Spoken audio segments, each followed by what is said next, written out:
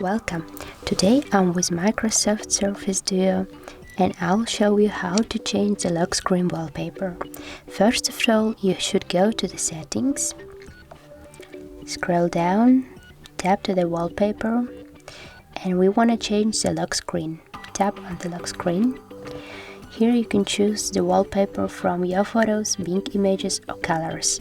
I'm going for this one, and now you can choose the wallpaper that you want to change. For example, I'll choose this one.